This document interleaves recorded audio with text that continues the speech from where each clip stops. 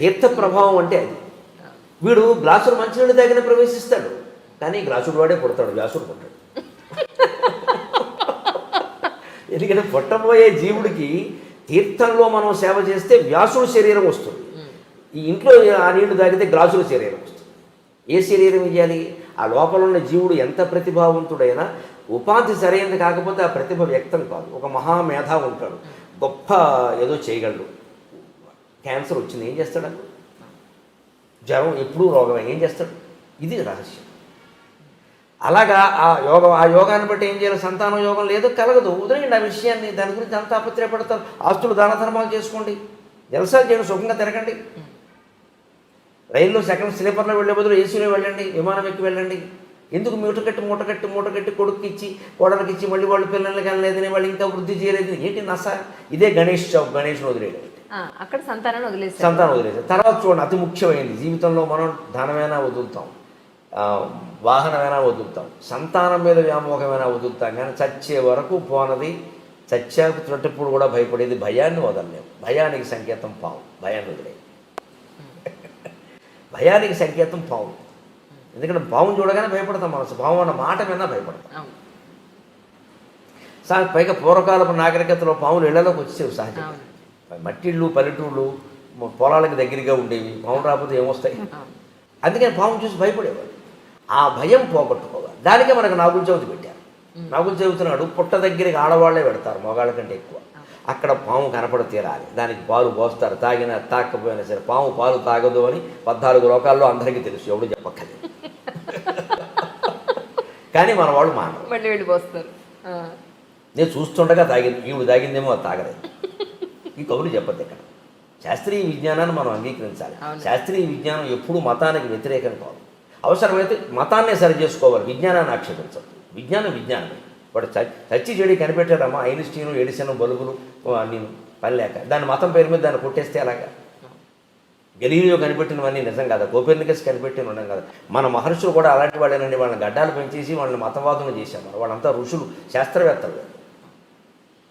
అలాగే మీరు ఈ ధనము సంతానం అయిపోయాక భయాన్ని వదిలేయాలి. భయానికి సంకేతం పావు. నువ్వు ఆ భయాన్ని వదిలేయాలంటే ఒకటే సూత్రం అండి, ఏకమేవ అద్వితీయం బ్రహ్మ.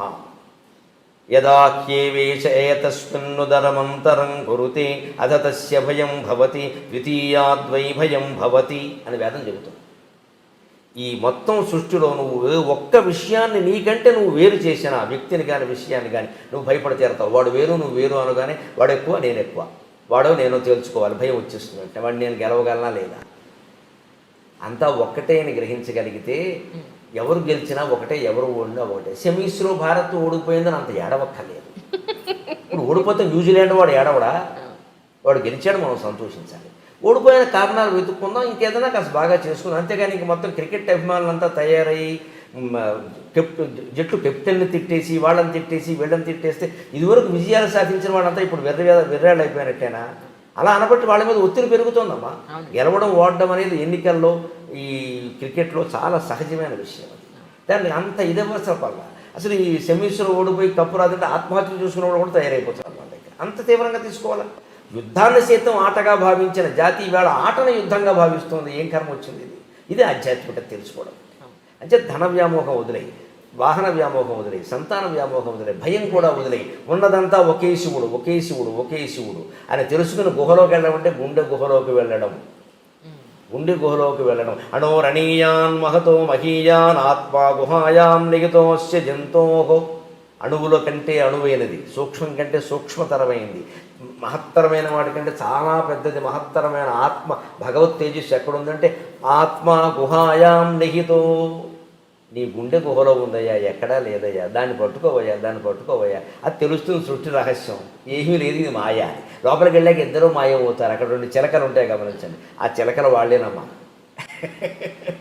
లోపలికి వెళ్ళాక చెప్పి వాళ్ళిద్దరూ మాయమయ్యారు, గమనించండి. పైగా అక్కడ ఏర్పడింది ఏమిటి? మంచులింగం.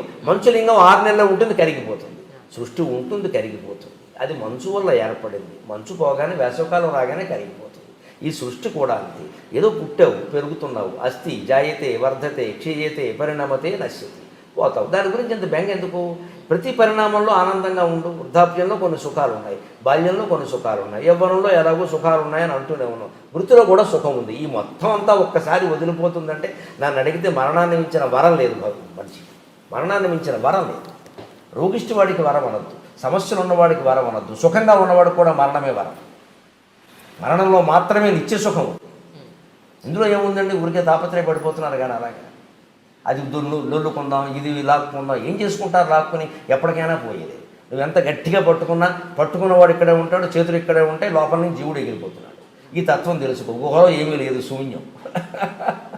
అయితే సృష్టికి మూలమైంది శూన్యం అనడానికి వీలు లేదు. శూన్యం అనకూడదు. శూన్యం అయితే ఏమీ రాదు. కాబట్టి మన వేదాంతులు ఏం చెప్పారు? పూర్ణమిదం పూర్ణమదః పూర్ణాత్ పూర్ణముదచ్యతే పూర్ణస్య పూర్ణమాదాయ పూర్ణమేవావశిష్యతే. సృష్టికి మూలం ఉన్నది పూర్ణమయ, శూన్యం కాదు. పూర్ణం కాబట్టి అందులో అన్నీ ఉంటాయి కాబట్టి ఏదైనా వచ్చింది. శూన్యం నుంచి ఏమొస్తుంది? ఇతర మతాల వాళ్ళకి మనకి తేడా లేదు. సృష్టికి మూలం శూన్యం అని కొందరు చెప్పారు. అజ్ఞానం. శూన్యం నుంచి ఏది రాదు. సృష్టికి మూలం పూర్ణం. ఆ పూర్ణమే పరమశివుడు. ఇది అమరనాథ్ కథ. ఈ యాత్ర కథ నాకు పత్రికలో నేను ఒక 5-6 ఏళ్ల క్రితం అనుకుంటాను, ఒక ఆంధ్రజ్యోతి పత్రికలో ఎక్కడో చదివా. నివేదన దాంట్లో ఇదే రహస్యం. ఇంక మనం వెళ్ళక్కర్లేదు అనుకున్నాను. ఇంక వెళ్ళక్కర్లేదు. మనం వదులుకోవలసింది వాహన వ్యామోహం, తర్వాత సంతాన వ్యామోహం, తర్వాత భయం, తర్వాత లోపల ఉన్నది పూర్ణ పదార్థం తెలుసుకోవడం. దీనికి అక్కడికి ఎందుకు వెళ్ళడం? అంత యాత్ర పడి ఇక్కడే తెలుసుకోవచ్చుగా. మంచులింగం 6 నెలలు ఉండి 6 నెలలు కరిగిపోయినట్టే మన జీవితం కూడా అంతే. 6 నెలల్లో కరిగిపోతుంది అనుకుంటే అయిపోయాయి. ఇప్పుడు అమరనాథ్ యాత్ర ఫలం చూడకపోయినా నాకు వచ్చింది, కానీ చూసిన వాళ్ళకి ఎంతమందికి వచ్చిందో నాకు తెలియదు. మేము ఎంత కష్టపడ్డాం, ఎంత కష్టపడ్డాం. పుణ్యం వచ్చేస్తుంది అనుకునే వాళ్ళు అది దానివల్ల పుణ్యం ఆశిస్తారేమిటి? జ్ఞానం వస్తుంది. కానీ పుణ్యం రాదమ్మా, జ్ఞానం వస్తుంది. అసలు ఈ పుణ్యం జ్ఞానం కంటే ఎక్కువ అనుకోవడం ఉంది. ఇది మూర్ఖత్వం. పుణ్యం అంటే అదో మూట, ధాన్యపు మూట, పాపపు మూటలాగే పుణ్యపు మూట. పుణ్యానికి పాపానికి తేడా ఏమిటో తెలుసా? పాపం ఎనప సంఖ్యల, పుణ్యం బంగారు సంఖ్యల. ఇక్కడ సింపుల్ డిఫరెన్స్. పాపం ఎనప సంఖ్యల, పుణ్యం బంగారు సంఖ్యలే బంగారం. మమ్మల్ని కట్టి పడేసిన తర్వాత ఆ గొలుసు ఎనప గొలుసా బంగారు గొలుసా అని మీరు ఆలోచించారు. ముందు తీయవయ్యా బాబంటారు. మీకు స్వేచ్ఛ కావాలి. అంతేకాని కట్టారు కానీ బంగారం గొలుసుతో కట్టారు అని దాంతో సెల్ఫీ దిగుతారా? ముందు మనకు స్వేచ్ఛ కావాలి కదా సంఖ్యల నుంచి. అది బంగారు సంఖ్యలు అయితే మనకేమిటి? పుణ్యం బంగారు సంఖ్యలు. ఎందుకు కోరుకుంటున్నారు దాన్ని?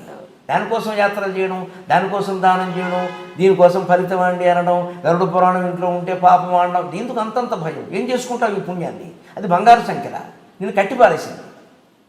ఇనప సంఖ్యలకి బంగారు సంఖ్యలకి తేడా అయినది సంఖ్యలైనంత వరకు.